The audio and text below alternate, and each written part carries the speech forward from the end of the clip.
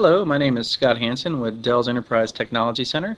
Today we will demonstrate VMware's Vmotion technology on Dell PowerEdge servers. This demonstration uses the Linux DVD store application available on linux.dell.com. The DVD store is loaded on VM3 in the PowerEdge Blade system on Blade 3. Workload is generated from the PowerEdge 2950 system on the left. The demonstration will show that Blade 3 is running at capacity and we need more resources for the DVD store application.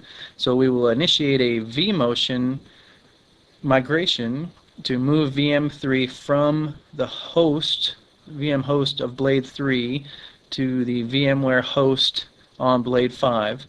This will happen with no downtime to the application and no drop in user connectivity and no drop in client connectivity from the RDP session to the client machine from the 2950. We are now connected to the Dell PowerEdge 2950 running VMware's virtual infrastructure client. You see we have three VMware host blades, 13, 14, and 15. The VM running the DVD store application is running on VM 50.51 on Blade 13. We will connect with RDP to the VM.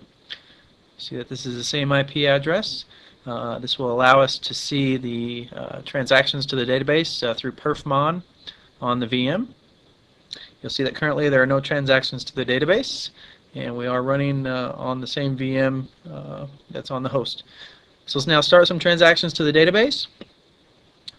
This will kick up some threads. You see that this name matches the same name of the VM that we are connected to.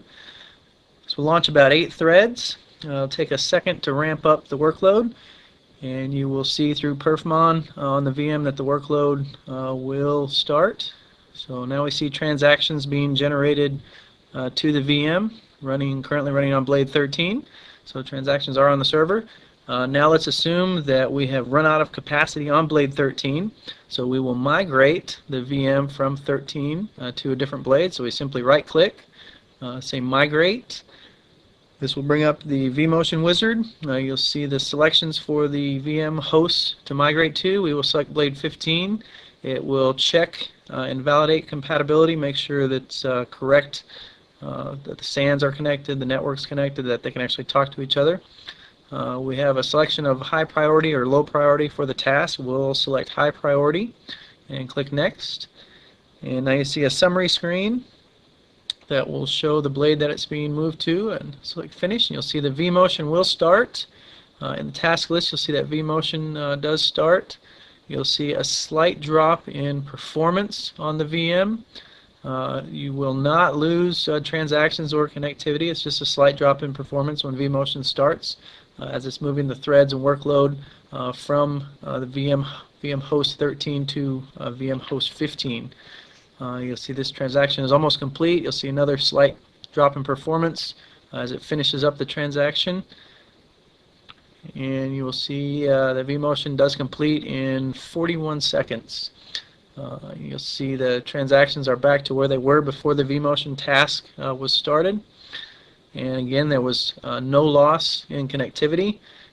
The client is still generating workloads, so database never lost connectivity.